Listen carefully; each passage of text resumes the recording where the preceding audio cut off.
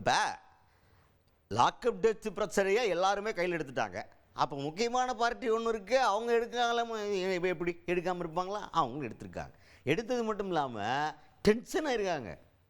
பிரச்சனையை எடுத்து பேச வரையில் பர்மிஷன் கிடைக்கலன்னு டென்ஷன். யாருக்கு எதற்காக பர்மிஷன் கிடைக்கல, என்ன டென்ஷன் ஆகி பேசியிருக்காங்க. தமிழ்நாடு பாஜகவை சேர்ந்த மூத்த தலைவர் தமிழிசை சவுந்தரராஜன் அவர்கள் அவங்க தான். இப்போ சிவகங்கை மாவட்டத்தில் அஜித்குமார் அப்படின்ற இளைஞர் வந்து லாக்அப் டெத்தில் உயிரிழந்துட்டார் அப்படின்ற ஒரு பிரச்சனையை பாஜகவும் கையில் எடுத்திருக்காங்க. இது தொடர்பாக கண்டன ஆர்ப்பாட்டம் நடத்துறதுக்காக பர்மிஷன் கேட்டுருவாங்களே, அதுக்கு பர்மிஷன் கிடைக்கலையா. அது இவங்க என்ன சொல்கிறாங்க அப்படின்னா, ஆராசா அவர்கள் ஒன்றிய அமைச்சர் அமித்ஷா அவர்களை இழிவாக பேசுகிறார், அவருக்கெல்லாம் ஒரு பிரச்சனையும் வரல, நாங்கள் ஒரு உயிர் போயிருச்சு அதுக்காக போராட்டத்துக்கு வந்து களத்தில் நின்னோம்னா எங்களுக்கு பர்மிஷன் கொடுக்க மாட்டேங்கிறீங்க. இதெல்லாம் இந்த அடக்குமுறையை நாங்கள் என்றைக்குமே அனுமதிக்க மாட்டோம்.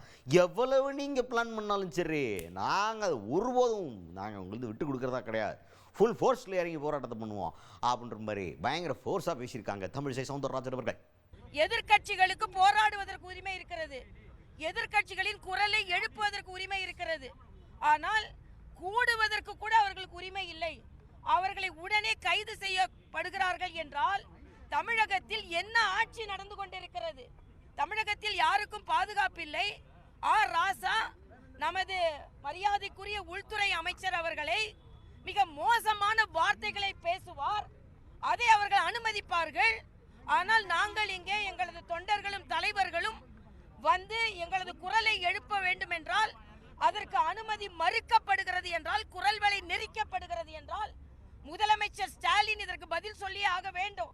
இந்த அரசியல் கட்சி தலைவர்கள் மட்டுமல்ல, இன்னைக்கு மடப்புறத்தில் பார்த்தீங்கன்னா ஒரு காவலாளி அநியாயமாக அடித்து கொல்லப்பட்டிருக்கிறார். காட்டாட்சியா இங்கே நடந்து கொண்டிருக்கிறது. அதனால் எங்களால் எதையும் நாங்கள் அனுமதிக்க முடியாது. எங்களது போராட்டம் தொடரும். அடக்குமுறை, அரசாங்கத்தின் அடக்குமுறை எவ்வளவு இருந்தாலும் நாங்கள் போராடுவோம். அதுக்கு அடுத்துதான் தொடர்ந்து இப்போ நிறைய விஷயங்கள் பேசியிருக்காங்க. ஆளுங்கட்சி மேலே அட்டாக் பண்ணுறதுக்கு தமிழிசை சவுந்தரராஜன் அவர்களை நம்ம ஒன்றும் கம்மியாலாம் நினைக்க முடியாது. ரொம்ப மரியாதையாக பேசுவாங்க, ரொம்ப நாகரிகமாக பேசுவாங்க, ஆனால் கிழின்னு கிழிச்சிடுவாங்க. அதில் வந்து மாற்றுக்கிறதே கிடையாது. அந்த மாதிரி அடுத்த பாயிண்ட்டும் கிழின்னு கிழிச்சிட்டாங்க அப்படின்னு தான் சொல்லணும். ஆளுங்கட்சிக்காரர்களுக்கு எதிர்ப்பு கருத்து அப்படின்னு சொல்லிட்டு தமிழிசை சவுந்தரராஜன் அவர்கள் தொடர்ந்து என்ன பேசியிருக்காங்க அப்படிங்கிறத பாருங்க. ஆமா, என் சாமானிய மக்கள் நான் கேட்குறேன், ஒரு 5-9 பவுன் நகை மிஞ்சி மிஞ்சி போனால் ஒரு 4.5 லட்சம் ரூபாய் இருக்கும். ஒரு 4.5 லட்சம் பவுனுக்கு சந்தேகத்தோட முதுகில் இவ்வளோ அடி அடிச்சிங்கன்னா 1000 கோடி ஊழல் செய்த அமைச்சர்களின் முதுகில் எவ்வளோ அடி அடிக்கணும்னு நான் கேட்குறேன். 9 அமைச்சர்கள் ஊழல் குற்றச்சாட்டில் வழக்கு பதிவு செய்யப்பட்டிருக்கிறது. அவங்க முதுகில் எவ்வளோ அடி அடிக்கணும்? மரியாதைக்குரிய அண்ணன் ஸ்டாலின் அவர்கள் இதுக்கு பதில் சொல்லி ஆக வேண்டும். காவல்துறை யார் கையில் இருக்கிறது? ஏதோ சும்மா ஐவாஷ்னு சொல்லுவோம்ல, கண் துடைப்பு, அது மாதிரி கொஞ்சம் அதிகாரிகள் மேலே நாங்கள் வந்து நடவடிக்கை எடுக்கிறோம், அவங்களை சஸ்பெண்ட் செய்கிறோம். இது போதாது. தூத்துக்குடியில் ஒரு மரணம் என்றால் கூட அது ஏற்றுக்கொள்ள முடியாத ஒன்று. ஆனால் எவ்வளவு ஆர்ப்பாட்டம் செய்தீர்கள்? கனிமொழி எங்கே போனாங்க? உதயநிதி எங்கே போனாங்க?